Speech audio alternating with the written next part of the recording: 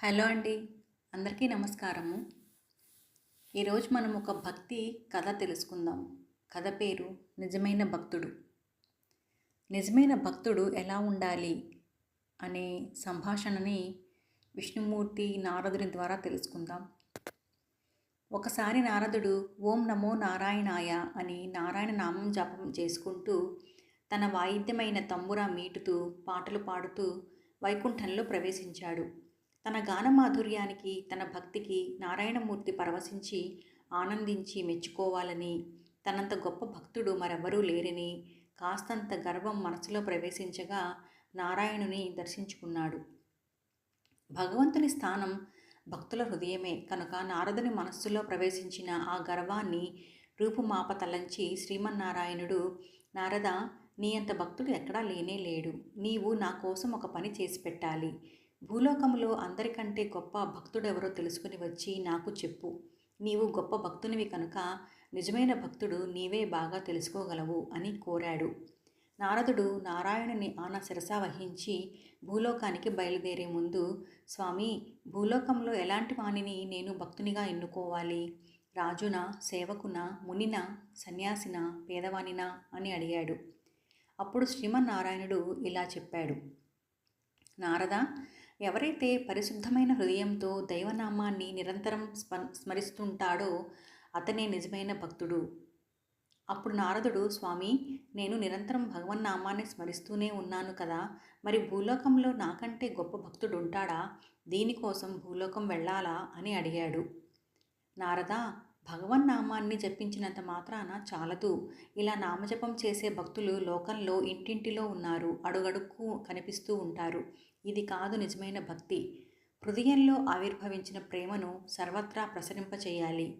మానవుడు భుజించిన ఆహారము పొట్టలో జీర్ణమై దాని సారం సర్వాంగాలకు రక్తం ద్వారా సరఫరా అయినట్లుగా తాను హృదయంలో స్మరించిన భగవన్నామం యొక్క దివ్య ప్రభావము కన్నులలో, చెవులలో, నాలుకపై, చేతులలో, పాదములలో, అన్ని అవయవాల్లో చేరిపోవాలి.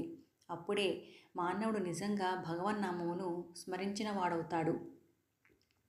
హృదయంలో స్మరించిన భగవన్నామం యొక్క ప్రభావం కన్నులలో చేరినప్పుడు దృష్టి పవిత్రమైనదిగా రూపొందుతుంది. నాలుకపై చేరినప్పుడు పవిత్రమైన పలుకులనే పలుకుతాము. చెవులలో చేరినప్పుడు పవిత్రమైన విషయాలనే వింటాము. పాదములలో చేరినప్పుడు పవిత్రమైన ప్రదేశాలకే నడుస్తాము. చేతులలో చేరినప్పుడు సార్థకమైన పనులనే ఆచరిస్తాము. అలాంటి పరమభక్తుడు ఎక్కడున్నాడో చూసి రమ్మని చెప్పాడు. నారదుడు భూలోకం అంతా సంచారం చేశాడు. కానీ అతనికి ఎవరిని చూసినా మనసుకు తనకంటే భక్తులు అని తోచలేదు. ఇక లాభం లేదు, వైకుంఠానికి తిరిగి వెళదామని అనుకుంటూ ఉండగా ఒక అరణ్యంలో ఒక చెట్టు కింద ఒక వ్యక్తి కన్నులు మూసుకొని నామస్మరణ చేస్తూ కనిపించాడు. అయితే అతని చేతిలో ఒక పదునైన కత్తి కనిపించింది. నారదునికి ఆశ్చర్యం కలిగింది. నారదుడు అతని దగ్గరకు వెళ్ళి, నాయనా, నీవెవరు అని అడుగుతాడు. స్వామి, పరమాత్మని భక్తుడను అన్నాడు అతను. నారదుడు, ఇక్కడ నీవేం చేస్తున్నావు అని మరలా అడగ్గా అతడు భగవన్నామాన్ని జపిస్తున్నాను అంటాడు. నారదుడు మరింత ఆశ్చర్యంగా, మరి నీవు భక్తుడివైతే నీ చేతిలో కత్తి ఎందుకు? ఎవరిని చంపడం కోసం అని అడిగాడు. స్వామి, ఈ కత్తితో నేను ఇతరులెవ్వరినీ కానీ అడవి మృగాలను కానీ సంహరించను. దీంతో నేను పరమ దుర్మార్గులైన నలుగురిని చంపాలి. వారి కోసం కాచు కూర్చున్నాను అన్నాడు. నారదుడు ఇంకా ఆశ్చర్యంగా, ఎవరా నలుగురు అని అడిగాడు. మొట్టమొదట ఆ ద్రౌపదిని చంపాలి అన్నాడతను. నారదుడు ఆశ్చర్యపోయి, అదేమిటి? ద్రౌపది నిరంతరం కృష్ణనామాన్నే స్మరిస్తుంది కదా. ఆమె భక్తికి మెచ్చి కృష్ణుడు ఆమెకు అక్షయ వలువలిచ్చి కౌరవసభలో ఆమె మానం కాపాడాడు కదా. అరణ్యవాస సమయంలో దుర్వాసుని శాపం నుంచి కాపాడాడు. అజ్ఞాతవాస సమయాన కంటికి రెప్పలా కాచాడు. అలాంటి మహాభక్తురాలిని, కృష్ణుని సోదరుని ఎందుకు చంపాలనుకుంటున్నావు అని అడిగాడు. ఆమె భక్తురాలే కావచ్చు, కృష్ణుని సోదరే కావచ్చు, కానీ నా కృష్ణుడు భోజనం చేస్తున్న సమయంలో కృష్ణ అని పిలుస్తుంది. నా కృష్ణుడు నిద్రించే సమయంలో కృష్ణ అని కేక వేస్తుంది. తక్షణమే నా స్వామి తన ఆహారాన్ని, నిద్రను వదిలిపెట్టి ఆమెను రక్షించడానికి వెళతాడు. ఆ రోజు ఇక నా కృష్ణునికి భోజనం ఉండదు, నిద్ర ఉండదు. ఇలా ఎన్నో మార్లు ఎప్పుడంటే అప్పుడు నా కృష్ణుని పిలుస్తూ ఉంటుంది, ఇబ్బంది పెడుతూ ఉంటుంది. కాబట్టి ఆమెను చంపాలి. అప్పుడు కానీ నా స్వామి కడుపు నిండా తిని కంటి నిండా నిద్రపోడు అన్నాడు. నారదుడు ఇంకా మిగతా ముగ్గురెవరో తెలుసుకోవాలి అన్న ఉత్సుకతతో సరే మరి రెండవ వ్యక్తి ఎవరు అని అడిగాడు. ఉన్నాడులే ఒకడు, వాడే ఆ ప్రహ్లాదుడు. పదే పదే నా స్వామిని పిలిచి చాలా ఇబ్బంది పెట్టాడు. తన తండ్రి తనను ఏనుగుల చేత తొక్కించేటప్పుడు నారాయణ అని పిలిచాడు. అతన్ని రక్షించడానికి నారాయణుడే ఏనుగుల చేత త్రొక్కించుకున్నాడు. అలా తండ్రి పెట్టే బాధలన్నిటికీ నారాయణుని పిలవడం, ఆయన ప్రహ్లాదుని బదులుగా తనే ఆ బాధల్ని భరించడం జరిగింది. ఈ రీతిగా నా స్వామిని కష్టపెట్టినందుకు ప్రహ్లాదుణ్ణి చంపాలి అన్నాడు. నారదుడు మరింత ఆశ్చర్యంగా మరి మూడో వ్యక్తి ఎవరు అని అడిగాడు. దానికి ఆ వ్యక్తి మీరా. నిరంతరం గిరిధారి గిరిధారి అని స్మరించి నా స్వామిని చాలా బాధపెట్టింది. ఆమెకు తగలవలసిన దెబ్బలన్నీ నా కృష్ణునికే తగిలాయి కనుక ఆమెను కూడా చంపాలి అన్నాడు. నారదుడు మరింత ఆసక్తితో సరే సరే ఇంక నాలుగో వ్యక్తి ఎవరు అని అడిగాడు. నారదుడు అనేవాడు ఒకడున్నాడు. చేతిలో తంబురా పట్టుకుని నిరంతరం నారాయణ నారాయణ అని అంటూ ఉంటాడు. అతనిది స్వార్థభక్తియే కానీ ప్రేమతో కూడిన భక్తి కాదు.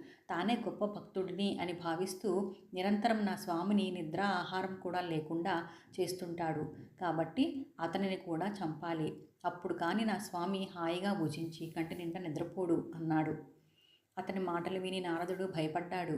తానే నారదుడని తెలిస్తే తక్షణం తన శిరస్సును ఆ పదునైన ఖడ్గంతో అతడు ఒక్క వేటుకు ఖండిస్తాడని భావించాడు. తన గర్వాహంకారాలే దీనికి కారణమని గుర్తించాడు.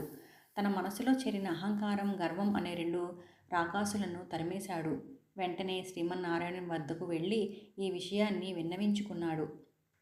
స్వామి, నిరంతరం భగవన్నామస్మరణ చేయడం కూడా భగవంతుణ్ణి కష్టపెట్టినట్లేనా అని అడిగాడు. నారాయణుడు నీవు చాలా పొరపడుతున్నావు నారద. భక్తులు భగవంతునికి నిద్రాహారాలు లేకుండా చేస్తున్నారని, ఇబ్బంది కలిగిస్తున్నారని అతను బాధపడుతున్నాడు. భగవంతుని సుఖమే తన సుఖమని భావించాడు. ఎల్లవేళలందు భగవంతునికి ఆనందం కలిగించాలి. దేహానికి కానీ మనసుకు కానీ ఏ కొంచెం బాధ కూడా కలిగించకూడదు. అలాంటి వాడే నిజమైన భక్తుడు అన్నాడు. నారదుడు సత్యాన్ని గుర్తించి స్వామి, నాలో ప్రవేశించిన గర్వాహంకారాలను అణగదొక్కడానికి నీవు నాకు పని పెట్టావు అని నమస్కరించాడు నారదుడు. మనలో ఎంతటి భక్తి ఉన్నప్పటికీ భగవంతుని మనసుకు కొంచెమైనా కష్టం కలగకుండా చూసుకోవాలి. ప్రతి వ్యక్తిలో భగవంతుడున్నాడని విశ్వసించాలి. ఎవ్వరినీ మాటలతో కానీ చేతలతో కానీ బాధించరాదు. భగవంతుడు తనలో ఏమాత్రం బాధపడినా అది మనకు బాధనే కలిగిస్తుంది. దైవము ప్రేమ స్వరూపుడు. ఆ ప్రేమను మనం ఇతరులతో పంచుకోవాలి. ఇదియే భగవంతుడు కోరేది.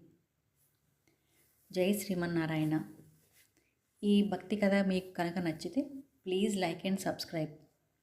Thank you.